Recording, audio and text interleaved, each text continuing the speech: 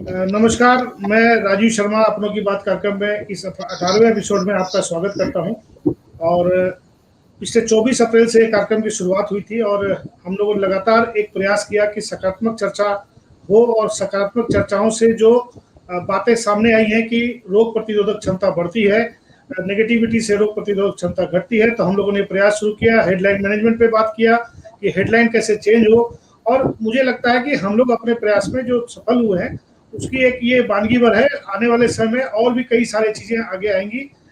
मैं आज जो मेरे साथ मेहमान है, सबसे पहले मैं आपका परिचय कराऊं। कर्नल MK सिंह है। कर्नल सेना से जुड़े रहे हैं 1977 से, ये आर्मी से जुड़े और उसके बाद 2010 में ISM IIT ISM से, जो अब IIT हो गया, पहले ISM था, उससे उसके रजिस्ट्रार रहे 2019 तक। और 2019 से लेकर अब तक विनोद भावे कोलांचल यूनिवर्सिटी के विनोद बिहारी महतो कोलांचल यूनिवर्सिटी के आज रजिस्ट्रार है। और ये लगातार शिक्षा के क्षेत्र से जुड़े रहे हैं। और साथ साथ मैं एक और परिचय कराऊं, डॉक्टर सस्मिता सामंता, ये उड़ीसा की किट यूनिवर्सिटी से जुड़ी हुई हैं, वहाँ की प्रो वाइस चांसलर हैं। और इनका एक और परिचय है कि कैरियर जो बच्चों के एडमिशन है, इसको 2004 से देख रही हैं, तो इनको बच्चों के बारे में सारा अनुभव है। साथ ही साथ एक और चर्चा हम लोग आज करेंगे कि उड़ीसा में कैसे साइक्लोन के बाद और साइक्लोन के समय और उसके बाद इस पेंडेमिक में कैसे बेहतर तरीके से डिजास्टर मैनेजमेंट को मेंटेन किया। ये एक बहुत बड़ी अच्छी खबर है जो उड़ीसा के संदर्भ में आती है कि उड़ीसा ने एक अच्छा मैसेज दिया है पूरे भारतवर्ष को। साथ ही साथ कर्नल जो सेना से जुड़े रहे हैं, हम लोग कई बार चर्चा कर चुके कि सेना की भूमिका क्या होगी। मैं सबसे पहले कर्नल के पास आता हूं। कर्नल साहब, ये जो हम लोगों ने चर्चा शुरू की है, इसका मुख्य उद्देश्य जो ये है कि हम लोग अपनी बातों के, जैसे हम लोग एक बात कहते हैं कि सेना का उपयोग हो तो लोग सोचते हैं सेना का मतलब कि लॉ एंड ऑर्डर मेंटेनेंस में होता है, लेकिन जहां तक हम समझते हैं, सेना ने कभी भी कहीं भी डिजास्टर हुआ है, वहां पे रातों रात पुल बनाना, अस्पताल बनाना, सड़कें ठीक करना, ऐसा बहुत सारे कामों में सेना पूरी वॉर फ्रंट पे लगती है और चीजों को बहुत तरीके से, बहुत तेजी से व्यवस्थित करती है। कर्नल साहब, आप 1977 से जुड़े हुए सेना से, आर्टिलरी के सेकंड आर्टिलरी डिवीजन से जुड़े सेकंड लेफ्टिनेंट के तौर पे और कर्नल के पोस्ट तक आप पहुंचे हैं। आपने JNK में इंसर्जेंसी के ऑपरेशंस हैंडल किए हैं, साथ साथ आप नॉर्थ ईस्ट में भी रहे। आप सेना की कार्यशैली को इस पेंडेमिक के संदर्भ में कैसे बरतते हैं? सेना कैसे बेहतर कर सकती है या आने वाले समय में और बेहतर कैसे कर सकती है? सेना का उपयोग क्या किया जा सकता है, कर्नल साहब? एज ए बैकग्राउंड तो मैं पहले एक चीज क्लियर कर दूं कि आर्मी का इस्तेमाल एड टू सिविल अथॉरिटीज के अंदर पहले होता था। 2005 में डिसास्टर मैनेजमेंट एक्ट 2005 लागू किया गया, जिसमें यह क्लियर किया गया कि आर्मी का इस्तेमाल डिसास्टर के दौरान भी होता है और यह होना लाजिमी है और कानूनन जायज है। तो कुछ सोशल मीडिया में जो ये बातें चल रही हैं कि आर्मी का इस्तेमाल इसके लिए क्यों किया जा रहा है, मैं समझता हूं गैर कानूनी है और जरूरत पड़ने पर इसका इस्तेमाल किया जाना चाहिए। और दूसरी चीज जो आपने अभी पूछा कि आर्मी का कार्यशैली क्या है, मैं एक चीज बता दूं, आर्मी हमेशा क्राइसिस मैनेजमेंट में माहिर रही है। हमारे जो भी हमारा काम है, हमारा प्रोफेशन है, उसमें रनर्स अप के लिए कोई जगह नहीं होती है। इसलिए हम हमेशा एक विपरीत परिस्थिति में अपने टोटल रिसोर्सेस को किस तरह से समायोजित ढंग से हैंडल करते हुए अपने रिजल्ट को सुनिश्चित करें, हमारा काम करने का इथॉस ही यही होता है। और अब आज के सिचुएशन में या किसी भी डिसास्टर के सिचुएशन में ये कार्यशैली एकदम फिट बैठती है।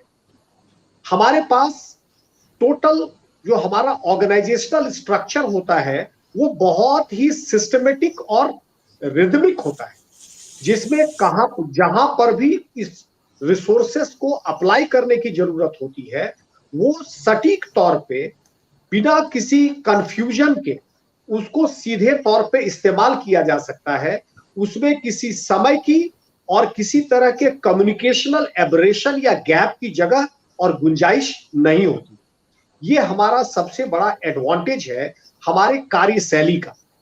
तो डिसास्टर जब आता है तो डिसास्टर के समय में आप समझिए कि इस तरह की कार्यशैली की ही जरूरत है, और इसीलिए सेना इस समय में हमेशा अपने काम में सफलीभूत होती है। पिछले आए हुए जितने भी डिसास्टर्स हैं, चाहे वो कच्छ का भूकंप हो, उत्तराखंड की त्रासदी हो, सुनामी हो, या जो भी त्रासदी आई, उन उन त्रासदियों में चाहे वो गैस का रिसाव वाला कांड हो, उन सब जगहों पे फाइनली सेना आकर के ही उसको सफलीभूत ढंग से कंप्लीट करती है। तो इसलिए आज आप देखें, आज के परिप्रेक्ष्य में जब हम इसको देखते हैं तो ये कार्य सेना के आज के परिप्रेक्ष्य में सबसे जो क्रिटिकल इश्यूज हो रहा है वो क्या है? क्रिटिकल इश्यूज है कि सही रिसोर्सेस को सही जगह पर पहुंचा देना सही समय पर, चाहे वो ऑक्सीजन हो, चाहे वो मेडिकल रिसोर्सेज हो, चाहे वो दवाइयां हो, चाहे वो वैक्सीनेशन हो, सही जगह पे होना चाहिए। Point number 1। पॉइंट नंबर 2, सही मैन पावर, सही स्किल्ड मैन पावर सही जगह पे सही समय पे अवेलेबल करना।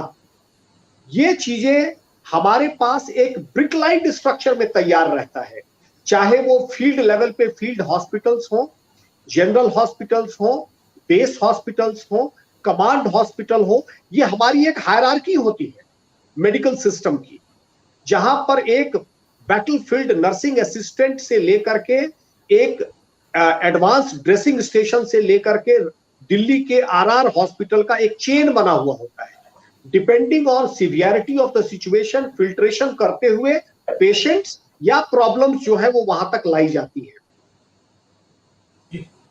जी, आपने एक अच्छी बात बताई कि आर्मी जो है 18 से 20 घंटे में पूरा सेटअप खड़ा कर सकती है। तो झारखंड में कई ऐसे कैंटोनमेंट एरिया हैं जहाँ पे इस तरह की फैसिलिटी खड़ी की जा सकती है। कहीं न कहीं मुझे जो लगता है या जो हम लोग महसूस कर रहे हैं, अभी तक वो कोऑर्डिनेशन नहीं बन पाया है शायद शुरुआत हुई है लेकिन वो स्पीड अभी नहीं आ पाई है। जबकि हम लोग ये बात लगातार सोच रहे थे, लगातार ये विश्वास और ये लगातार जता रहे थे कि पूरे देश में आर्मी का जो रोल है वो सिर्फ और सिर्फ बॉर्डर पे नहीं है। आर्मी सिर्फ बॉर्डर पे लड़ने के लिए नहीं जाती है, आर्मी डिजास्टर मैनेजमेंट में काम करती है। आप चूंकि आप एक आर्मी के अफसर रहे हैं और आपने 1977 में आर्टिलरी में ज्वाइन की सेकंड लेफ्टिनेंट के तौर पे, और एक कमांडेंट के तौर पे भी आपने रेजिमेंट को लीड किया। डॉक्टर साहब, कुछ ऐसे अनुभव बताइए जो आर्मी के कार्यशैली को, काम करने के तरीकों को रिफ्लेक्ट करता हो, न सिर्फ मेडिकल फील्ड में बल्कि एज ए सिविल एम्यूनिटीज को बहाल करने में भी। कैसे वो आप जैसे देखिए, भुज का जो अर्थक्वेक हुआ था, पूरी जमीन मटिया मेट हो गई थी। मैं वहां पर था, जहां पर कि किसी तरह के सिविलाइजेशन का कुछ भी दिखलाई नहीं पड़ता था। सबसे पहली यूनिट, सबसे पहला यदि बाहर से कोई लोग गए तो फौज के लोग वहां गए थे। वहां जाकर के चाहे वो राशन पानी देना हो, लोगों का इलाज करना हो, सबसे पहले कम्युनिकेशन स्टैब्लिश करना। वहां जाने के बाद सबसे पहले आपके मीडिया के लोगों को जरूरत पड़ती है कि भाई कितना डैमेज हुआ है, क्या क्या डैमेज हुआ है। उसके लिए तो सबसे पहले कम्युनिकेशन चाहिए। आर्मी का एक सिस्टम कम्युनिकेशन स्टैब्लिश करने का इतना वेल ऑयल्ड होता है कि हम किसी जगह पर पहुंचने के बाद सैटेलाइट कम्युनिकेशन मिनटों में स्टैब्लिश कर लेते हैं, और उसके बाद बाहरी दुनिया से उस जगह को हम लोग जोड़ सकते हैं। क्योंकि किसी भी जगह पर जब कोई त्रासदी होती है, सबसे पहले कम्युनिकेशनल स्ट्रक्चर टोटल डैमेज हो जाता है, और जब तक कम्युनिकेशन का इंफ्रास्ट्रक्चर स्टैब्लिश नहीं होगा तो किसी तरह का कोई रिलीफ वर्क, रिहैबिलिटेशन वर्क कुछ भी नहीं हो सकता।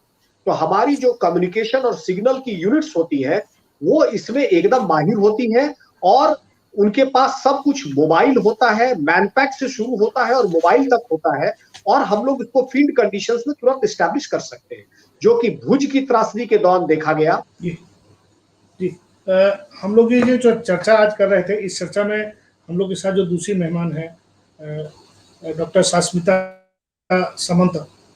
डॉक्टर साहब, ये जो आज की जो चर्चा है, देखिए हम लोगों ने शुरू की है कि डिजास्टर मैनेजमेंट में आर्मी का रोल कैसे हो सकता है। अभी उड़ीसा के संदर्भ में अगर हम लोग बात करें तो उड़ीसा ने डिजास्टर मैनेजमेंट में बहुत अच्छा काम किया है इस पेंडेमिक के समय, और पिछले समय में भी उड़ीसा ने एक बेहतर जब वहाँ पे ये आई थी, साइक्लोन आई थी, उसमें भी काफ़ी अच्छा मैनेज किया था। इस बार जो पेंडेमिक है, उड़ीसा से ही अच्छी खबरें आ रही है, उड़ीसा बेहतर तरीके से मैनेज कर रहा है। मैडम, थोड़ा सा आप उसको ब्रीफली हम लोग को बताएंगी और ये सूचना हम लोग और जगह तक भी पहुंचाने का प्रयास करेंगे कि उड़ीसा कैसे करेगी। जी मैडम। उड़ीसा जो राज्य है, आप जब उसका देखेंगे हिस्ट्री एंड उसका जैसे डिजास्टर मैनेजमेंट में ये अफेक्ट होता है, हो सकता है कि ये देश में बहुत 1, 2, 3 नंबर में आएगा कि कितना ज्यादा डिजास्टर यहाँ इस स्टेट में आता है। हर साल आप देखेंगे जब भी फ्लड आता है उड़ीसा में आते हैं, साइक्लोन आता है देन उड़ीसा अफेक्ट होता है, और कभी कुछ एग्रीकल्चर में कुछ प्रॉब्लम होता है। वो जो कीड़े का हुआ था लास्ट 2 साल में, वो उड़ीसा भी अफेक्ट हुआ था। तो 1999 से जब सुपर साइक्लोन हुआ था, उसके बाद उड़ीसा में बहुत बड़ा 3-4 साइक्लोन हो गया, 3 या 4 साइक्लोन हो गया। हुडहुड आया, फनी आया, और सुपर साइक्लोन के बाद जो ये सब साइक्लोन उड़ीसा में आए, सुपर साइक्लोन के बाद हमारा जो स्टेट का एडमिनिस्ट्रेशन है वो बहुत अच्छे से एक सिस्टम डेवलप किए हैं डिजास्टर मैनेजमेंट का। पर्टिकुलरली आप देखेंगे फनी एंड हुडहुड में 10-12 लोगों को 2 दिन में वो डिस्प्लेसमेंट किए। उनके वो जो समुद्र के पास रहते थे, सी के पास रहते थे, वहां से उनको लाके जो सेफ जोन है वहां पर लाके रखे, और वहाँ एडमिनिस्ट्रेशन उनको पूरा ध्यान रखे, उनका हेल्थ केयर, फूड एंड उसका जो रिक्वायरमेंट है, डे टू डे रिक्वायरमेंट, पूरा उसको 1, 2, 3 महीने तक उनको सपोर्ट दिए। क्योंकि जब एक बहुत बड़ा साइक्लोन होता है, आप जानते हैं कि वहां पर बिजली चला जाता है फॉर वीक्स टुगेदर और मंथ्स टुगेदर, कोई जगह में तो बिजली 1 महीने के लिए भी चला जाता है। तब उनको जब लाकर वो सेफ जोन में रखे, उनको पूरा बहुत अच्छे से ख्याल रखे, और जो डिस्प्लेसमेंट किए 2 दिन में 10 लाख 12 लाख, वो सुपर साइक्लोन के बाद जितना भी साइक्लोन हुआ वो कैजुअलिटी का नंबर पूरा कम कर दिया, और कहीं कहीं साइक्लोन में तो 0 हो गए। और ये सब बात आप देखेंगे तो वो यूनाइटेड नेशन से स्टार्ट करके सब जितना भी इंटरनेशनल एजेंसीज है और जितना भी फॉरेन कंट्रीज है, डेवलप्ड कंट्रीज है, एवरीबडी अप्रिशिएटेड इट कि वो बहुत अच्छे से हुआ। और अभी जो कोविड का बात देखेंगे, मैं एक तो बात बोलूंगी, जो हमारा ऑनरेबल चीफ मिनिस्टर है नवीन पटनायक जी, उनका एक पॉलिसी है कि इंक्लूसिवनेस एंड इक्विटी, सबको समान भाव में जो देखते हैं, वो साइक्लोन हो या कोविड हो। आप देखेंगे उड़ीसा कई राज्यों में से एक है जहां पर बहुत सारा फ्री कोविड हॉस्पिटल्स है। आज उड़ीसा में 78 फ्री कोविड हॉस्पिटल्स है, वहां पर 10,000 बेड फ्री में मिलता है, सब लोगों को मिलता है। इसमें कोई रीच है, कोई पुअर है, कोई धनी, किसके पास पैसा है, किसके पास पैसा नहीं है, वो डिस्क्रिमिनेशन नहीं है। वो जब डिस्क्रिमिनेशन नहीं है, सब सिटीजन के पास सेम पावर है कि कोई भी कोविड में अफेक्ट होगा, उसका फ्री में सबसे अच्छा ट्रीटमेंट मिलेगा। सिर्फ 10,000 बेड हॉस्पिटल में नहीं है, वो 78 जो फ्री हॉस्पिटल है उसमें 10,000 बेड है, 2,868 उसमें आईसीयू है। उसके अलावा 22,541 कोविड केयर सेंटर में बेड है जो कि ऑक्सीजन में कनेक्टेड है, और 36,327 बेड है जो टेम्पररी मेडिकल सेंटर गवर्नमेंट किया है, वो भी ऑक्सीजन से कनेक्टेड है। उसका मतलब 73,654 बेड से जो ऑक्सीजन में कनेक्टेड है, जबकि ओडिशा में अभी एक्टिव केस 89,683 है।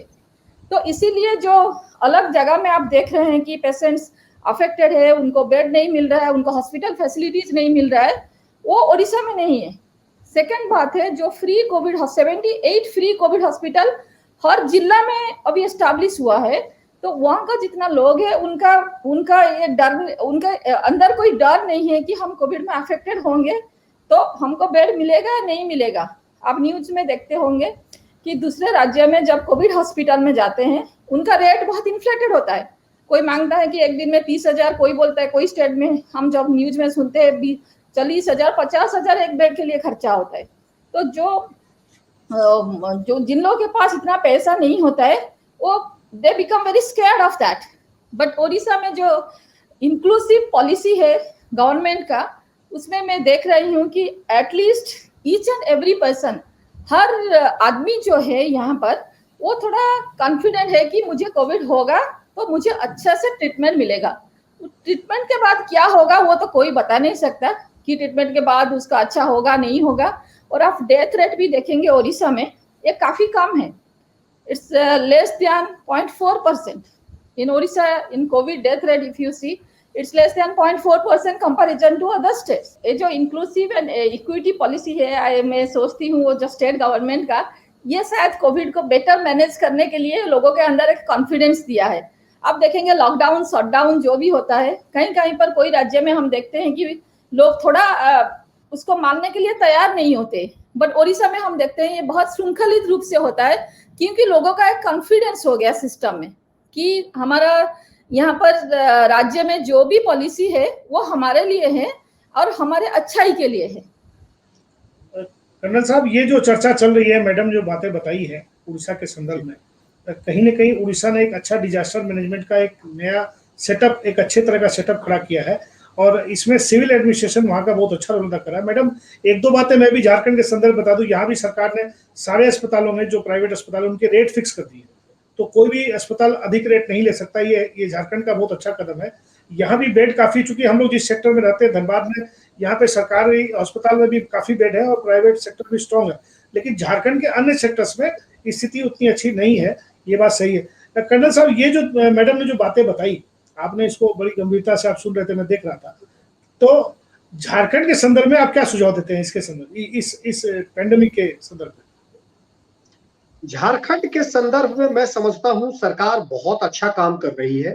सरकार के जितने भी स्टेप्स हैं वो एकदम समयानुकूल है, लेकिन इसमें थोड़ी सी, मैं समझता हूं, मेरा पर्सनल ओपिनियन है, हम जो जनता है हमें सरकार का सहयोग करने की जरूरत है।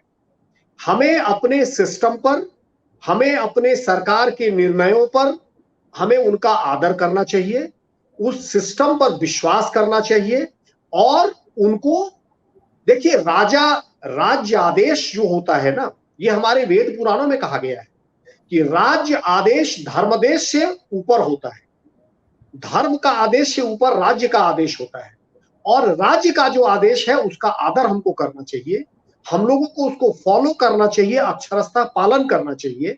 सरकार आज जो भी कर रही है अपने कंस्ट्रेंट्स के अंदर, जो उनके बंधन है, जो उनके सीमित साधन है, उसके मुताबिक सरकार काम कर रही है, और हम लोगों को उसको ध्यान में रखते हुए, सरकार के निर्णयों का आदर करते हुए, उस पर विश्वास करते हुए, सभी सरकार के दिए गए निर्देशों का उत्साहपूर्वक पालन करना चाहिए। एक, यदि कोई दूसरा गलती कर रहा है तो उसको अनुरोध करना चाहिए कि आप ऐसे गलती ना करें।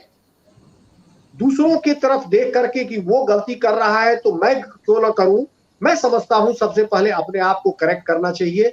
और आज मान लीजिए पिछले 14 दिन का ही जो सुरक्षा सप्ताह मनाया जा रहा है, उसके नतीजे अब आने शुरू हो गए।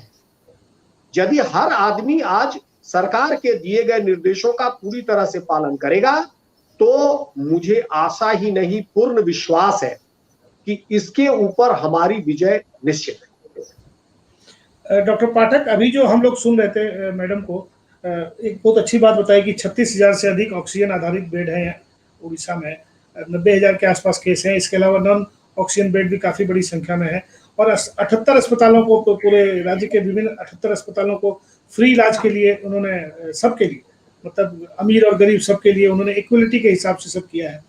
ये जो फॉर्मूला है, ये फॉर्मूला क्या पूरे देश में लागू होने में आपको क्या लगता है कहीं समस्या है, या सरकारों को इस विषय पे, इस आइडिया पे सोचना चाहिए? देखिए, सरकारों को इसको लागू करने में कहीं कोई समस्या नहीं है। अब फर्क ये है कि जो उड़ीसा का एक्सपीरियंस है, उन्होंने उस डिजास्टर से बहुत कुछ सीखा, और डिजास्टर मैनेजमेंट का जो बेसिक प्रिंसिपल है कि हम 3 तरीके से काम करते हैं। पहला है कि डिजास्टर मैनेजमेंट, पहला डिजास्टर प्रिवेंशन। तो डिजास्टर प्रिवेंशन में देखिए, अब जैसे ये डिजास्टर ये प्रिवेंटेबल नहीं है, most of the disasters preventable नहीं होते, वो अचानक आते हैं।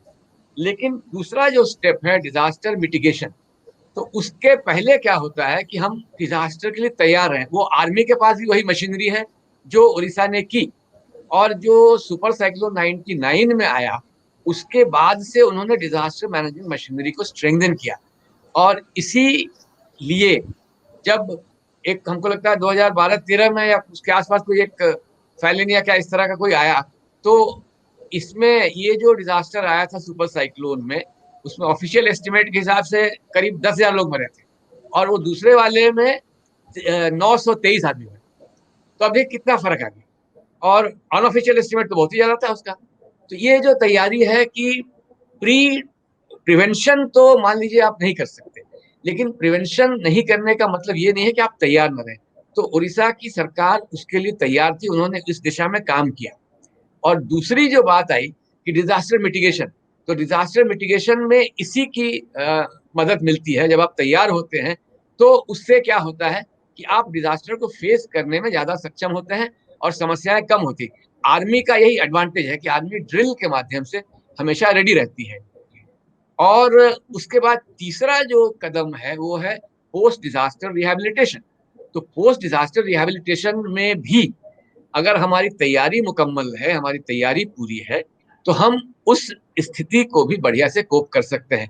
और देखिए, जो कर्नल साहब ने बात बताई और जो मैडम ने बात बताई, इन दोनों बातों में एक ही चीज हमें दिखाई पड़ती है कि मैनेजमेंट इफेक्टिव होना चाहिए। और मैनेजमेंट इफेक्टिव होगा तो क्या होगा कि आप जो संसाधन हैं, रिसोर्सेज हैं, मैनेजमेंट का काम क्या है? बेस्ट या ऑप्टिमल यूटिलाइजेशन ऑफ रिसोर्सेज। हम रिसोर्स क्रिएट नहीं करते, लेकिन जो रिसोर्सेज हैं उसको हम बेहतर ढंग से इस्तेमाल करते हैं। आर्मी का जो डिसिप्लिन है, आर्मी की जो तैयारी है, उसमें उनकी ट्रेनिंग, उनका कल्चर, उनका कॉम्पिटेंस, उनका कमिटमेंट, उनका कैरेक्टर और उनका कोऑर्डिनेशन, ये 5C की बहुत बड़ी भूमिका है। कर्नल साहब इसको एंडोर्स करेंगे। 5 C's ऑफ द आर्मी। मैं एकदम पूर्णतया, मुझे तो प्रोफेसर पाठक साहब 75% सोल्जर नजर आते हैं, जिस तरह से उन्होंने उसको एक्सप्लेन किया। मैं दो बातें कहना चाहूंगा यहाँ पे। हमारे यहाँ क्या होता है फौज में, एक हम लोग कहते हैं मिलिट्री एप्रिसिएशन, एप्रिसिएटिंग अ प्रॉब्लम। हम लोगों का एक बहुत ही टेक्निकल और सिस्टमेटिक तरीका होता है किसी टास्क को एप्रिशिएट करने का। उसमें हम लोग जितने भी टास्क के नुएंसेस हैं, अल्टरनेटिव्स हैं और पॉसिबिलिटीज हैं, सबको पहले स्पेल आउट कर देते हैं, और उसके बाद हम उसमें रिसोर्स एलोकेशन करते हैं। और जब हम रिसोर्स कहते हैं तो रिसोर्स 3 चीजें होती हैं: मैन पावर,